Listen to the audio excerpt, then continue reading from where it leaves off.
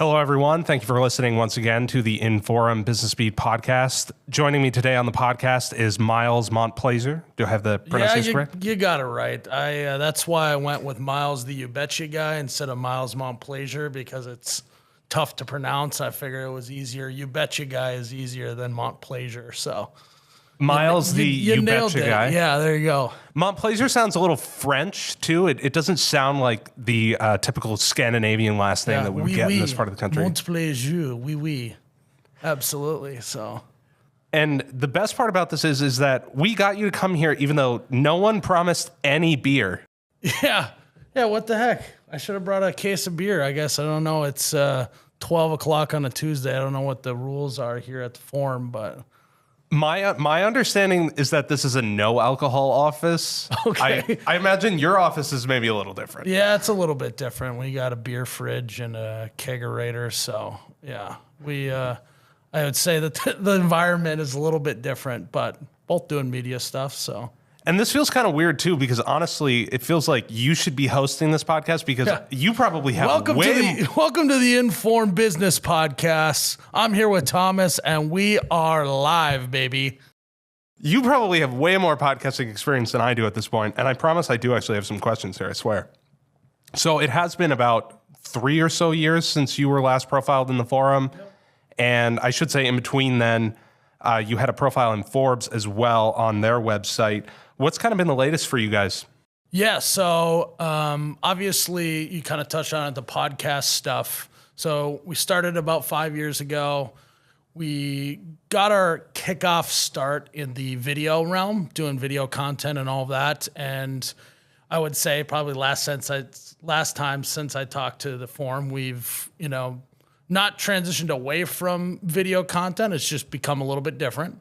And we also have kind of gone all in on podcasts. And so I'm personally on 2 podcasts. One's called You Betcha Radio. One's called the Bellied Up podcast. That one I do with Charlie Behrens, who's also a content creator. And then we also have like a golf podcast called the Double Bogey Show that I'm not on, but some guys that work for me are on. So we kind of have transitioned into being a little more well-rounded with doing more podcast stuff, and things like TikTok have helped podcasts become a lot more lucrative in a business sense and allow you easier to gain new listeners and downloads, whereas before it was just a lot of word of mouth. And as you guys know, the podcasting game is definitely a grind because you've got to put out an episode often, and can be a very slow build, but we've been working on that for years now, and so it's kind of our current update. Do you feel like you've reached the point where it's starting to pay off? You said it was kind of a long build to get to there. Are you kind of seeing the fruits of the labor at this point? Yeah, so what's funny is, we are our You Betcha Radio podcast.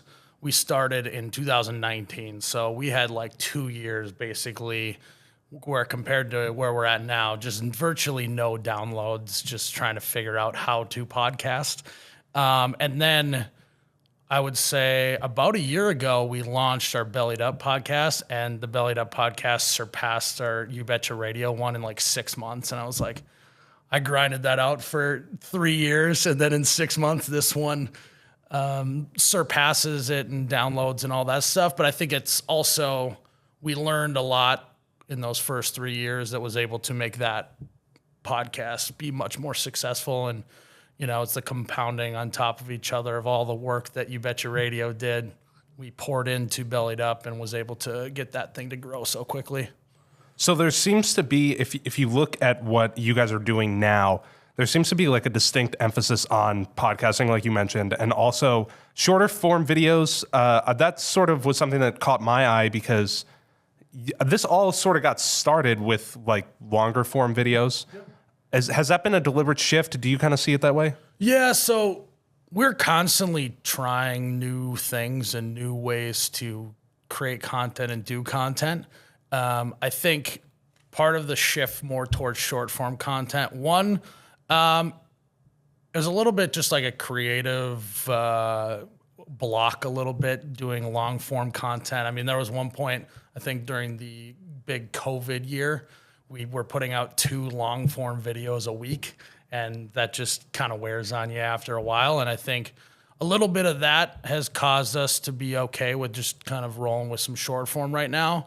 But then you also look at, you can only so many times put hours into a long form video and then put no time into a short form video that's just you with a cell phone and it gets 3 times as many views. You're just like, that really is kind of a blow when you're putting all this work into something and then something that's pretty effortless. And so we're trying to kind of balance putting in the correct amount of effort into the content while still getting the views that our page wants and needs for us to do our business. And so it's kind of a combination of being a little burnt out at doing long form for a while. I think at some point we'll get back into it, but right now we're just podcast focused, and short form is, I mean, TikTok came along and kind of changed the game on every platform, right? Facebook for a long time wanted to compete with YouTube, so they were pushing long form videos, and then TikTok comes along and starts stealing everyone's viewership. So then they start pushing short form on their content, and it's like constant dance and back and forth with these platforms to kind of figure out what they want us to post to. Right, and that's actually something that I had wanted to ask you about. What do you feel like are some of the biggest things that you've learned over the years of doing this? Because we've seen a lot of changes in the social media environment. Elon Musk owns Twitter now, which is just a whole different thing. But TikTok especially influences what you do, and you see TikTok's influence on other social media platforms too, where we see a lot of vertical videos, a lot of short videos. How have you guys adapted to that, and what have you learned through all of that? Well, one, I think good content, no matter how it's packaged, what platform it's on, how long the video is, good content will just always win out. And so I think that that's the first thing to keep in mind, that if a video is good, it could not even be in the right format and it still should do fairly well. But you definitely want to help yourself out by studying the platforms a little bit and realize, well, what are they pushing? Or if you keep track of the announcements that the company puts out publicly, well, if they're talking about, vertical video, their algorithms are going to be turned up a little bit to be able to push those more. So just constantly being tapped into what not only the trends are, but also what are these platforms talking about that they want to push to. And I think keeping that in mind when you're creating your content, but also knowing that you can do all the gimmicks and all the trends in the world, but if the content's not a good piece of content or a great idea, it's not necessarily going to do what you want it to do. So there's a full-fledged, viable, scalable business that's behind all of this. This isn't just, a group of people having fun, even though you guys are having fun and it looks like a lot of fun to outside viewers. Was there sort of a moment where it dawned on you that this could actually turn into or morph into what it is now? Yeah, so 5 years ago, before we started it, I was running around town with my buddy doing freelance marketing stuff. We called ourselves a marketing agency, but it's literally just me and him just rolling around. No office, no nothing, just working from home. And that can be a marketing agency. Why not? Yeah, exactly. Yeah, we'll call it that. Well, a marketing agency would say they're a marketing agency to sound better. That's good marketing, right? So we were rolling around town just doing freelance stuff for businesses, doing content. And it was tough because at that time, trying to convince an old business owner in Fargo that if we post on Facebook, they're going to make more money was a tough sell. And I started seeing more and more people building channels and profiles and all of that stuff. And so from the get-go, I knew that they could be a viable business. Just didn't really know how it was going to be until we got into it, right? And so we kind of got lucky that we got in the golden era of Facebook ad revenue. So they launched it to compete with YouTube, where they're paying creators for their views on Facebook and all of that. And we kind of timed it perfectly right. and that was our biggest platform. And so that was the first revenue stream that we were able to bring in is Facebook ad revenue. That's changed now, and that's part of the shift from long form, short form, and all that is you can also kind of follow where the money goes as well. If you watch content creators, if a platform decides they're going to pay you to do this content, all of a sudden you see more creators doing that. It's just how it goes, right? And so that was kind of our first avenue, was just getting ad revenue from views. There was no outside stuff. There was no merchandise. There was no brand deals, any of that stuff. And as we started going, that's where you start to figure out enough people ask you for a Bush shirt because you just keep saying it on all the videos. And then you figure out, well, if I do a drop shipping thing, I lose 60, 70, 80% of my profit margin or whatever it is. So I think I got a buddy who can just heat press some shirts for me. And so we started doing our merchandise in-house, and that has developed into a whole new beast and animal. And, part of the reason why we're selling our current building that we are in, we just ran out of space, honestly, and because our e-commerce side of our business has grown so much, so we just needed more space for that. And then brand deals start coming in once you reach a certain level, right? And so we actually have hired an agent out of Green Bay who talks to brands and negotiates things on our behalf, and that's podcast sponsorships, video stuff, appearances, all that. And so that's kind of our business model on the back end, is doing a lot of brand deals, getting ad revenue from platforms, merchandise, and once in a while we do some appearance stuff but around here I try to do a lot of show up to do some charity stuff or donate things to stuff. So it's kind of our back end business model. Your agent in Green Bay didn't just go on a darkness retreat and wind up in New York, right? No, it's not Aaron Rodgers, I promise. But no, I've actually met him through Charlie Barron's, and so I'm super grateful for that relationship. And I started out trying to negotiate your worth for a brand deal on my own, and it turns out to be very awkward to discuss what your platform and views are worth. So if anyone's ever wondering if it's worth having an agent or not, I would definitely say that it is. Because at first I was like, I don't need that, but turns out that that's a good business move. Okay, so we have to walk it back a second because you buried this in there. You met Aaron Rodgers. What was that? No, like? I never met Aaron Rodgers. Oh, no, okay. No, I did not. Okay, to be clear. Okay. It just sounded to me, it just hit my ears like, oh, you met Aaron Rodgers. That's kind of cool.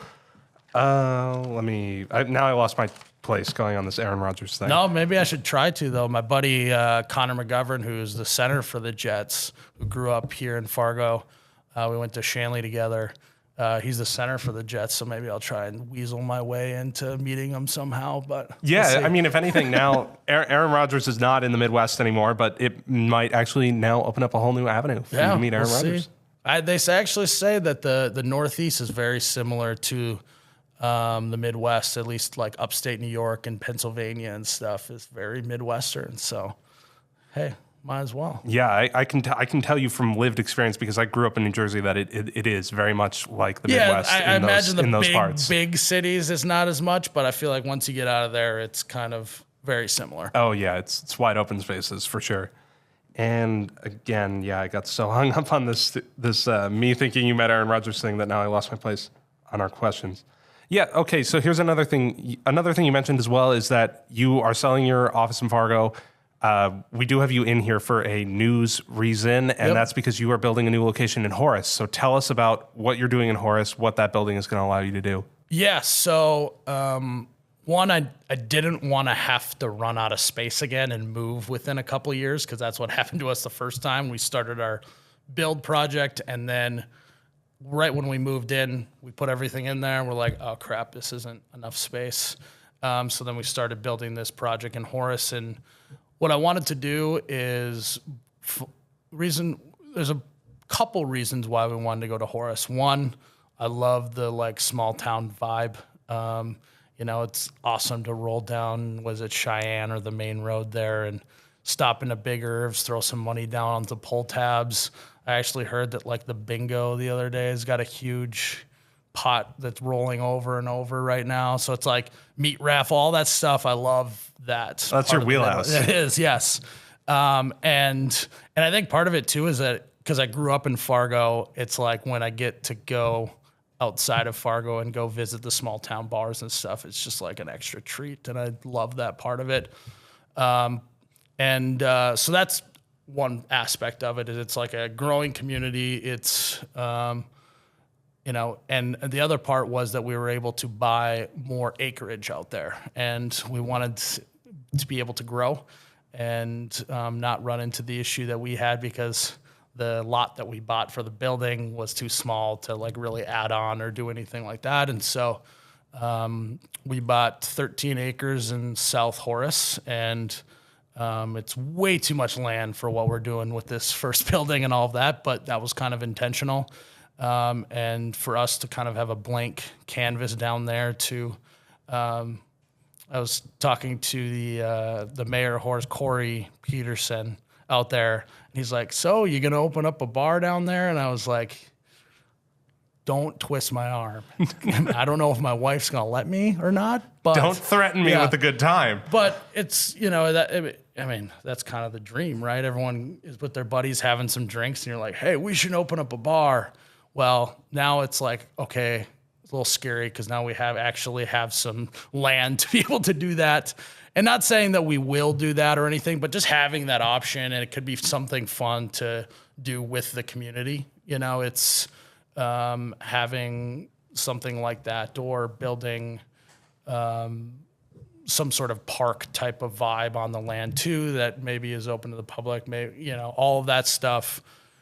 Kind of building a community, because right now where we're set up, there's no way for fans to come and interact with us and do all of that. And this, I feel, this project down in Horace with the land that we got is a way for us to grow into, but also have a way for us to connect to the community and kind of give back to the community, because again, we're not where we're at without the listeners and the people buying our merchandise and all that stuff. And so that's a big deal to us, and kind of have that small town vibe.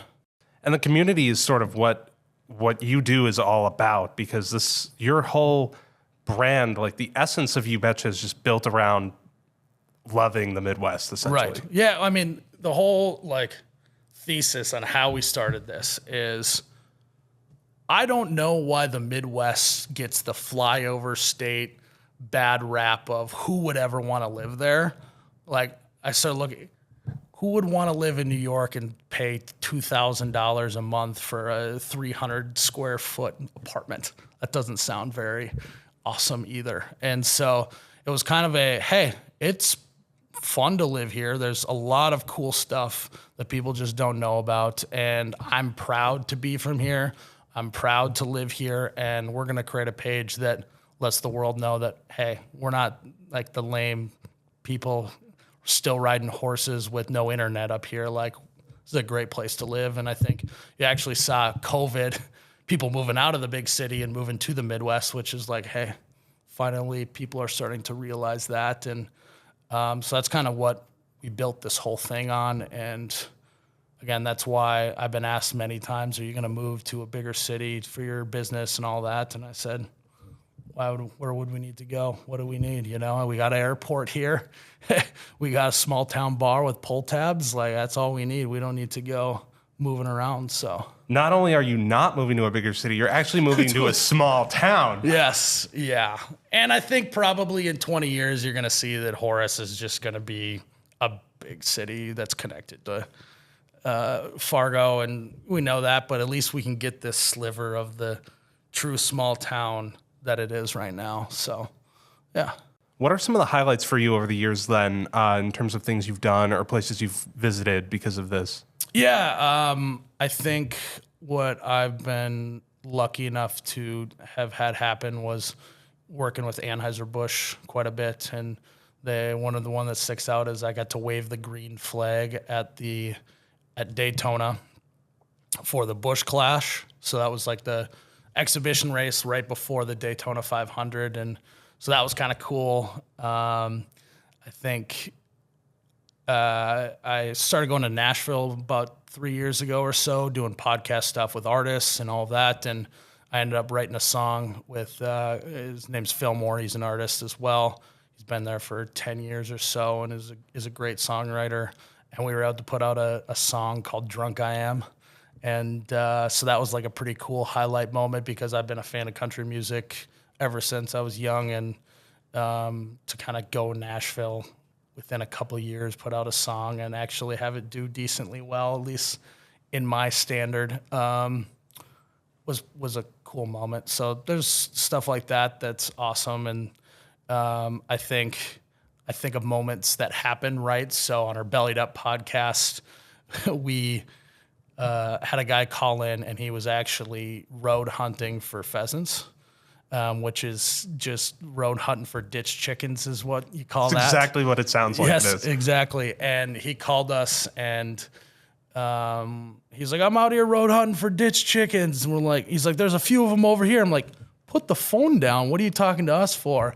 And live on air, you could hear him get one of the birds and he comes back and he's like, 2 more for my limit. And that clip went nuts. And just to be able to capture that truly in a live scenario that wasn't planned or anything like that, just stuff like that is big moments that you're like, that was pretty cool. And I don't know, if you're, and then kind of back to the grind of podcasting, if you don't just do the work of doing a podcast every single week, you don't get those moments. And so that was stuff like that's also pretty cool too. So there's a lot going on that we've gone over. Do you see this as like a second act or a new era for You Betcha? Yeah, I think it's a great question because I actually do believe we are kind of in the transition period from the first phase of You Betcha into what it will be in the future. And I think a little bit it's just like our Horace project. It's the blank canvas. I think what I would like to do is just start doing more content about just living in the Midwest and being someone from the Midwest and maybe a little less me acting as a dad wearing New Balances. And hey, there's always a place for that, and we'll probably always do stuff like that. But I think showing more so the lifestyle and what it's like to live here and not necessarily doing like vlogs all the time, but a little bit more that type of lifestyle stuff. I could see it transitioning, and that's a little bit like what our podcast stuff is too. And so maybe just making that a little bit more into video form. And we also have kind of started to go all in on e-commerce stuff. And so launching brands that aren't just related to our content and all of that. And I call them ghost brands because I don't want anyone to know that we're doing it because I want us to win on that because we build a good brand and do that and not because, oh, you Betcha Guy has got this new brand. We should go check it out. It's like, it's awesome to build a brand once, but you kind of got to prove it to yourself that you can do it again by building something else. And so that I think is the next step that isn't content related for us, that is building out more e-commerce brands and trying to make those things go. And I get the impression too that there's a big like pride component in all of this for you. I mean, you're saying you want to showcase the Midwest in this positive light and you want to show it off essentially. Do you kind of see it that way? Yeah, I think that I am obviously very proud to be from here. I joke that I visited the East Coast, the West Coast, the South, all over the place. And, every single time I still pick living here in the Midwest. And I also really love the Fargo, West Fargo, Horace area. I went to college across the river in Moorhead. So I love this spot. And I think it's a great place to not only have a family and work here, but also to grow business. I think it's a great spot too. And, even just the people that we're able to hire, the talent pool, I think is great here too. And so all of those things combined makes me super proud to be where we're at. And you've said before that this is, and I asked you about this as well, is this is not just a fun thing to do, even though it is fun, but it's still work. It's still a real job. How much longer do you foresee doing this? How much further do you want to take this? Yeah, I think we talk a lot at our own company of we have to set our stuff up to be able to do this forever, and not saying that I'm going to be putting out content every week till I die, but being able to build and grow a sustainable business for a long time is obviously the goal. And we've made some decisions that hurt you in the short